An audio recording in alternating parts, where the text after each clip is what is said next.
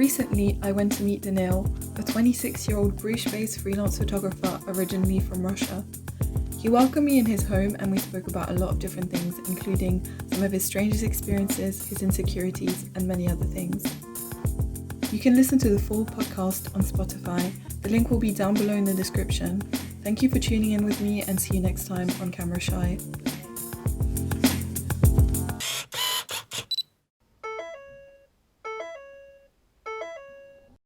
So how would you describe your style and what are the keywords that you have in your head when you think about your work? Oh, you start with a difficult question, I don't know how to describe my style actually. I think it's more of a way of approaching my subject, I think. I don't really try, I would say, but I tend to romanticize a certain moment. Something that appealed to me a lot of the times, so I try to look for, the beauty in the simple things, I guess. But then color-wise, I would say my work is quite colorful right now. I think your work is quite red.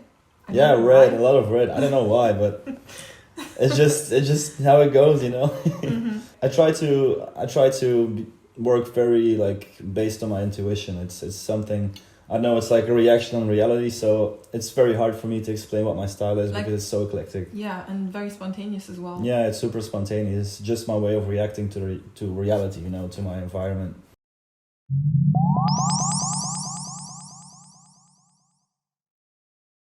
So what's your opinion on going to art school to pursue your hobby? Do you think it's something essential and a necessary path towards, being a photographer or being a filmmaker or whatever it is that you want to do? Do you think art school is something, it's like a step that you have to go through, or no? What was your experience with that? Did you study photography before, or did you just... Yeah.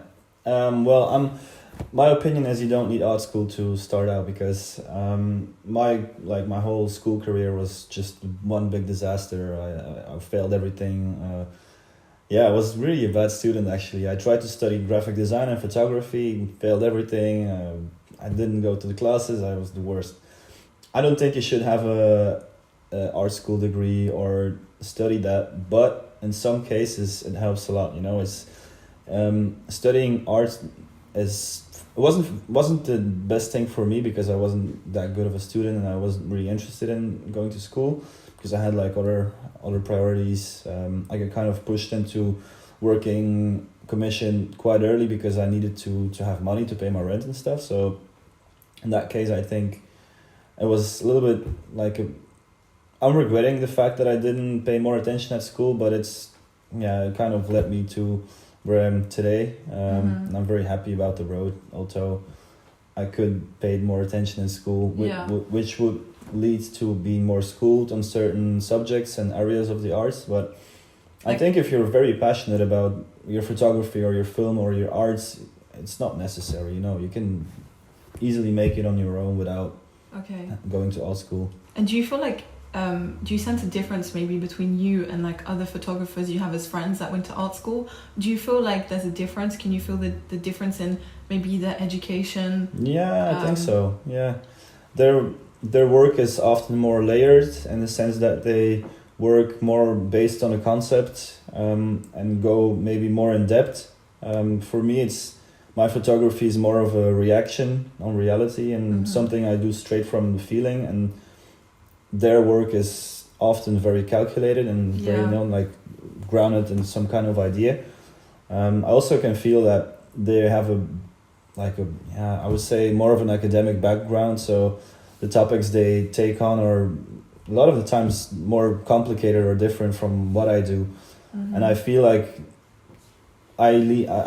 don't know, it's something that grew towards, it was super unsubconscious, it's it just grew towards commercial photography in my case, and I kind of want to maybe switch that in the coming 20 years or 10 years, I don't know, but I feel there's a difference. I feel there's a difference because a lot of those guys are very focused on making arts projects and not really doing commercial work, or they don't know how to handle a commercial shoot or something.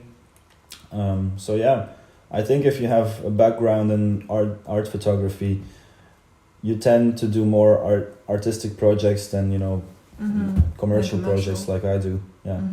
And do you think there's kind of a bit of a hierarchy in the sense that maybe someone who does more commercial work is seen as not as legitimate, or than someone that is doing, you know, proper like art projects? Like, what's your view on that? Because I know some people kind of do look down upon some photographers who do more commercial, when, like, my personal opinion on it is it's just different work. It's not supposed to be compared. So I just wanted to know your point of view on that. It really depends. Sometimes I do feel like that, but I think it's more inside your own mind, you know. It's more about being I don't know the right word. Fuck.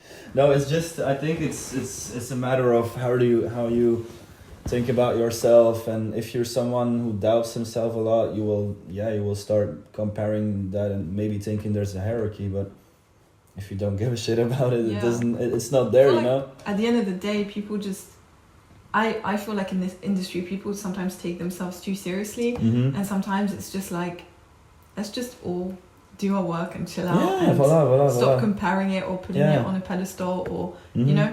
So I definitely, you know, I think it's important to be versatile as well, to be able to do commercial and more artistic projects. Me too. Yeah. But I know there's like, some people that tend to be more like, you know, like very deep artistic, and then they think what they do is super crazy, and then think less of someone else, and it's rare that happens, you know. And after all, we're all just human beings trying to do something. At the end of the day, all of it is subjective.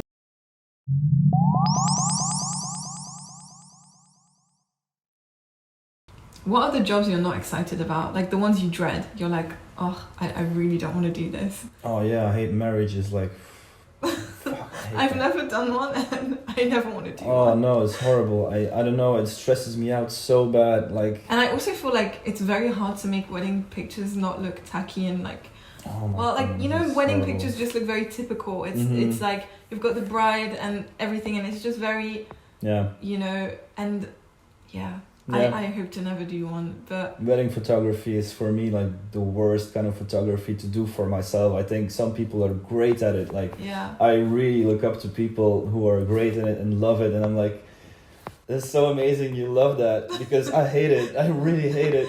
They're like, good for you. And I mean, photographers like that have to be there. It's so important because they capture such a beautiful moment. But I don't know what it triggers in me. Every time I have to do like wedding photos, I completely lose my shit. I'm like, I don't like it. I'm stressed. And it takes a long time. It takes a long time. It's a lot of pictures. There's a lot of pressure, you know. Like if you do a lookbook campaign for a brand and there's 10 people watching every step you make, chill. But then I have to take pictures on a wedding, and then I think about the bride, I think about the groom, and that they want to do like a, you know, the openings dance, and then they come up with the, you know, like some kind of idea that is super low light, and then you just have to figure it out. Yeah. And then they expect anything, you know, like crazy photos, and I can handle that. Yeah, a lot of pressure. Yeah, a lot of pressure.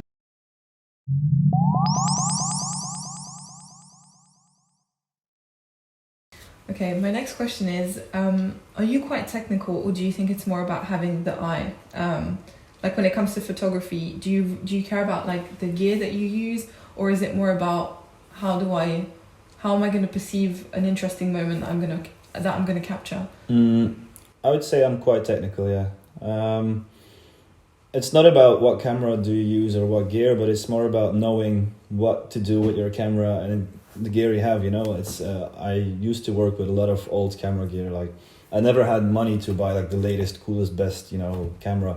I always bought like secondhand full frame though, but it was like most of the times I worked with cameras that are like 10 years old already. But I think it's important to know what kind of settings deliver what kind of images, because that way, if you have like this technical background, you know how to actually work and approach a photo shoot. So when you're working, it's way easier to visualize, like, let's say, your own vision or the client's vision. Yeah. So like, you're not too bothered about having the latest camera, but you just want to be able to know your camera really well and be comfortable with it. But not per se that. I just, like, in general, I just like to know how to create certain types of lighting or which lenses to use for what kind of setting. I think that's one of my strengths, I think, is just I worked with so many different cameras because even for a while I didn't even have my own camera because it was broken and didn't have the money to buy a new one. So I borrowed one from a friend of mine, and it was a Canon. And then I worked with Nikon, and then I worked with Sony, and then I worked with Fuji, like everything in between. But I had to fuck around with settings so many times that I just started to understand the whole technicality of it, and through that it was easier to approach jobs, like commissioned work as well. Yeah. Because it's, after all, photography is just problem solving all the time. That's true. Photography is problem solving. I like that.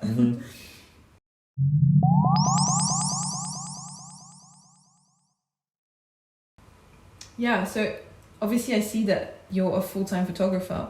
How is your typical week? How packed is it? Like, you told me that sometimes you have work, sometimes you don't. Like, do you ever have times where it's like every day non-stop? How do you handle that stress?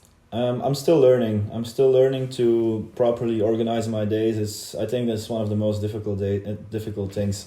Like, find a routine, get up early, work. Because I mean, technically, you are your own boss. Like. Yeah, voila. I have the tendency to say yes to too many jobs and then just be like, how the fuck am I going to handle this? It's horrible sometimes. Like, October for me was quite busy. I've said yes to too many jobs. So sometimes you have weeks like following each other, like when you work from 8 a.m. till like 1 p.m, and like straight, like 4 days in a row. And then you have weeks where you're like, okay, I've had enough. I'm going to take some time off. And then you're lazy and you don't do that much. Just do like a couple of mails per day, maybe go grab something or do a shoot here and there. Like, for example, this week I took it easy. Like the last week I took it easy. I only did like 2 shoots. And then not really a lot of post-production, just because it's necessary. Because if you keep on, that's the thing with being your own boss. If you like to work, you mostly tend to overwork. Yeah, that's true. I mean, I'm not a full-time photographer like you, but I had the same thing where I would have like the fear of missing out. And whenever anyone would, DM me for like to take pictures, I'd say yes straight away, even though maybe the job wasn't that interesting for me, or, maybe I was already busy that week. But I think, with time, you understand that, okay, I've already been through this experience of saying yes to everyone, and now I need to learn how to create balance and to see, is this also going to serve me? Because technically people are asking for your service and not the other way around. So I can definitely relate a little bit to what you said.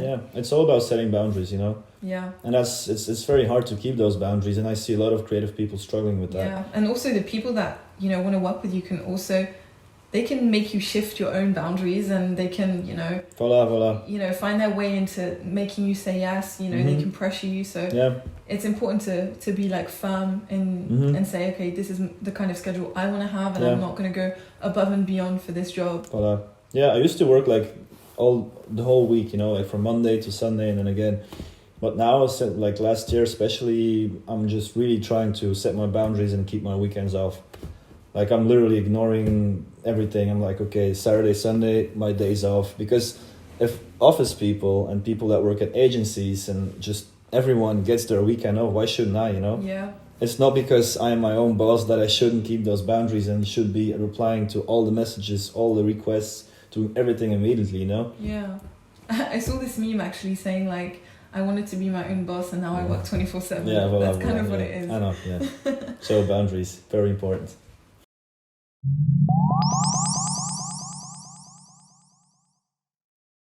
If you weren't doing this, what would you be doing and why?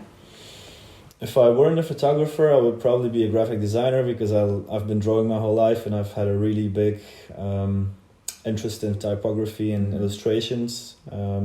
I can tell you like shapes and tattoos. Or I would be a musician, because my mom is a pianist, my grandfather is a saxophone player and clarinet teacher, my grandmother is a dirigent, I don't know, she's like doing like the chorus. So everyone in the family is super musical. So I also drummed from my 3 years, I think, to my 12. So probably will be someone playing in a band or being a musician. Or so a you see designer. Yourself in the creative sphere. You don't see yourself doing something else. No. Okay. No. Creative always.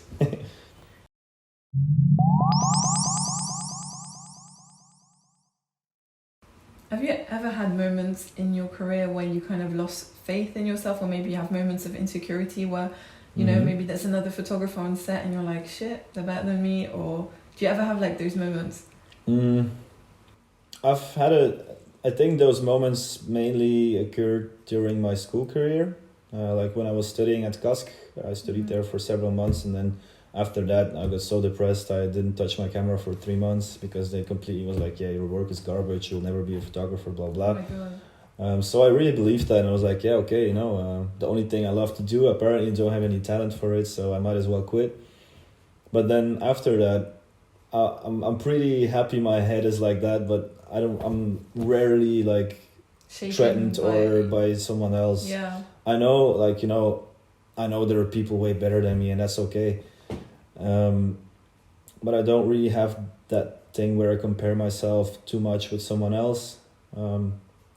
I don't know why, Yeah, but you're it's kind of in your own lane, really. I don't know. I'm in my own lane, and I just try to make it work. And of course, there's going to be people that pass by me, you know, and become successful eventually, maybe earlier than I am, and that's okay, you know. I still have to do this for 40 years. Yeah. Okay. It's not a race, you know. It's life. Yeah. It happens, and you have to live it. And then I don't know. For me, it's very important to be able to enjoy life while you work. If you see it as a race and you compare yourself all the time, then there's no fun. Yeah, you won't enjoy it. Voila, and if there's no fun, why do it? Yeah. Oh wait, but maybe I should add this though. I do have insecurities. I mean, of course, everyone has. I think social media is one of the biggest things that causes that. Like for me as well, because my insecurity is more like, or my image is good enough, like, is it interesting? And I think when I compare myself, it's more like comparing with, is it interesting enough to showcase? And then a lot of the times, like, I don't even show my work because I'm like, this is garbage.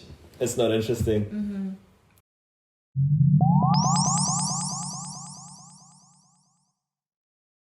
Yeah, so, you know, about insecurities, I definitely feel like I've had a lot of moments where my insecurities came out. Like when I was working on set for a film, for like a short film, there was another photographer, and he was just there and like talking about all of these technical things, and I felt like I was just sitting there and I felt really clueless because I'm not very technical.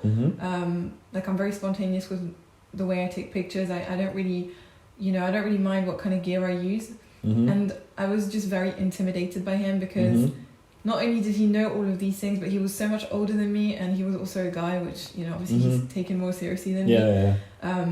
But yeah, like, it's not about, for me, it's more about having the eye than technique. I think it's important to have a good base, like know the basics, but it's not because someone seems to be more knowledgeable that they're necessarily going to produce better work than you. Of course, yeah. Because let me just spill the tea a little bit.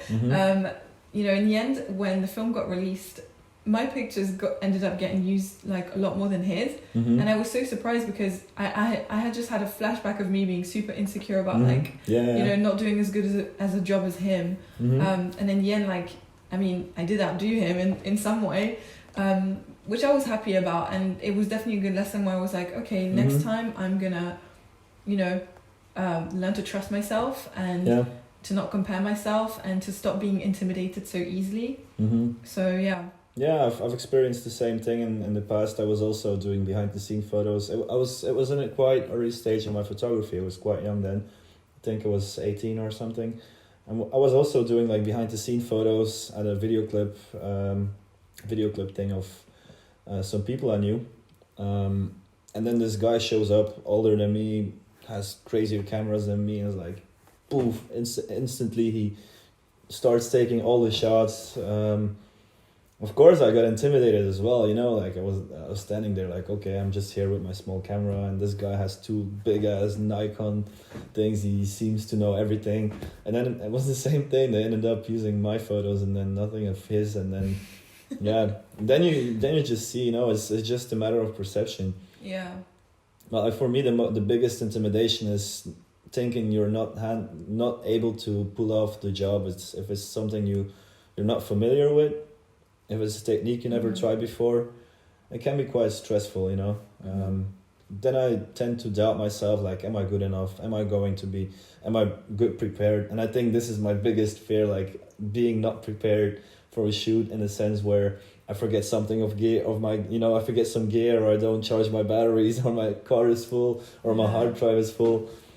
And this is like, I always doubt myself there, and you know, like the typical technical aspect.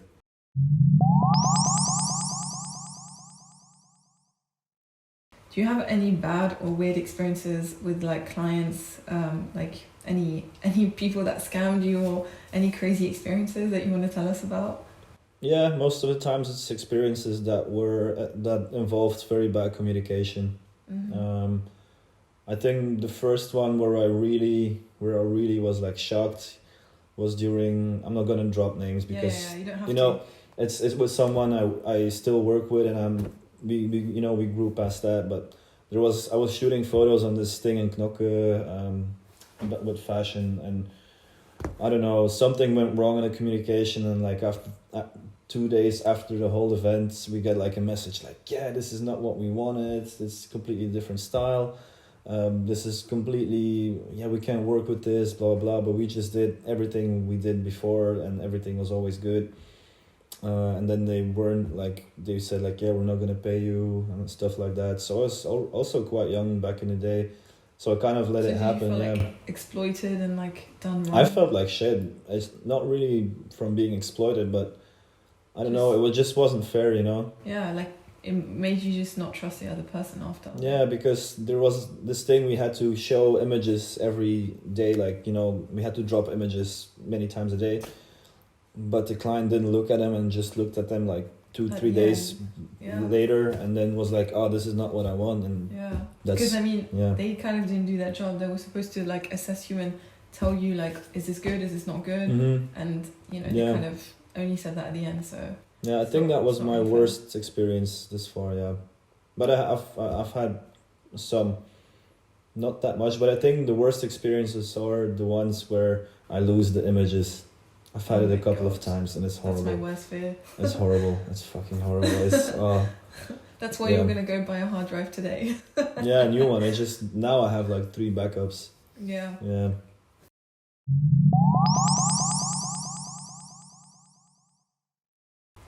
What advice would you give to someone starting out, or what advice would have you given to your younger self? Like, if someone's starting photography, what is your one piece of advice that's really crucial?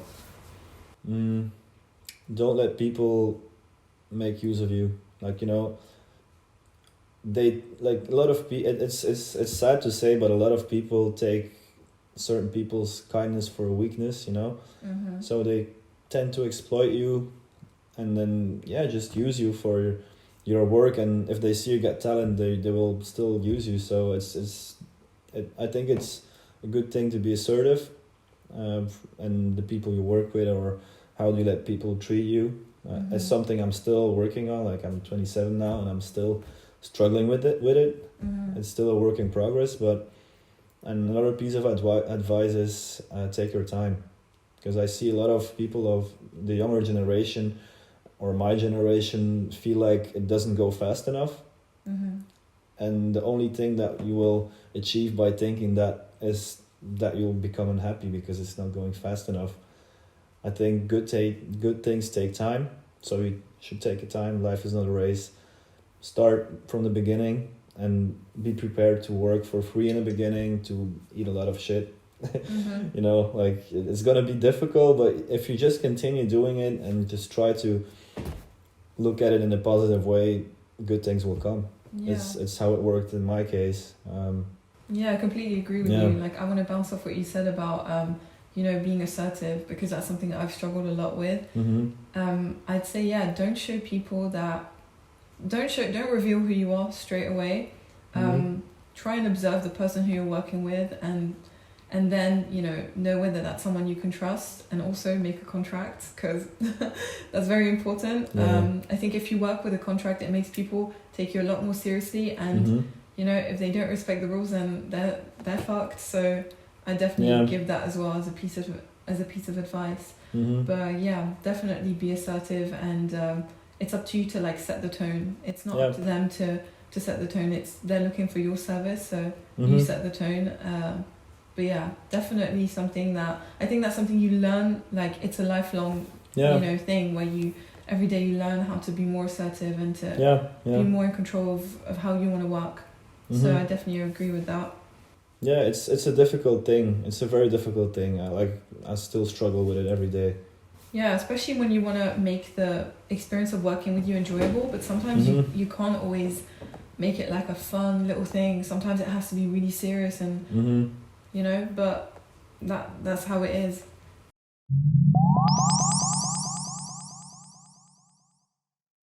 Do you have any funny anecdotes like on things that happened? I think one of the most memorable things I've ever witnessed was, I think we were at Encore Festival in Amsterdam. We were hanging out with Tory Lanez. We were taking photos of him that day. And we were taking the interview, and then people were interrupting like all the time, like going into the trailer. And then I don't know, it happened like 4 times or 3 times, and then all of a sudden, like once again, someone opens up the door mid-interview, and I'm like looking like, who the fuck is this? Like once again, it's A$AP Ferg. He walks in, and he introduces himself to everyone, including us, and then he goes to Tory Lanez. They'd never met, like ever. He's like, yo, dude, I love your music. We should make a song together. And he's like, yeah, of course, we should do it. And then 6 months later, they released a song. Yeah, and I was there to witness that. Oh my god. Also, I've had a funny one with Ray Schrummert as well, with Sway Lee. I think it was the same day. Even it was the same day. I've met Sway Lee in the beginning of the summer at Les Ardentes together with Uni, and then 2 months later we were at Encore Festival and they were headlining as well. And I was just out like I was just eating some rice backstage, and I was just like looking, and all of a sudden the guys pass by. So and Sway Lee looks at me and I look at him, and he turns his back, and looks at me again. I look at him again, like. Would he recognize me? And all of a sudden he goes like, yo dude, what's up? He comes up to me, says hi. He recognized you he recognized me from last time, and then he was like, come to the stage, we're gonna perform, you can take some pictures if you want. And I was like, okay. And I came with them, and then they were like walking 5 meters in front of me, and then security stopped me. He's like, I don't have the right bracelet, you can't go up stage. I was like, but they asked me to, and he's like, no. Oh, okay. No, it was funny. That's so nice of him that he like remembered you. Yeah, that was crazy. Like most of the times, like big rap stars, they don't really remember people because they meet so many faces. You see so many faces that it's quite impossible. So, that was pretty crazy. I guess you were very memorable. I don't know, maybe.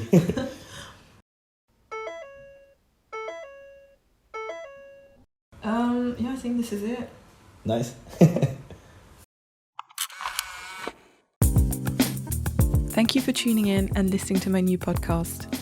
A big thank you to Daniil for participating and sharing his thoughts, experiences, and insights. I encourage you to go check out his work. His Instagram is @D_Lavrovski. I hope you enjoyed listening to us, and see you next time on Camera Shy.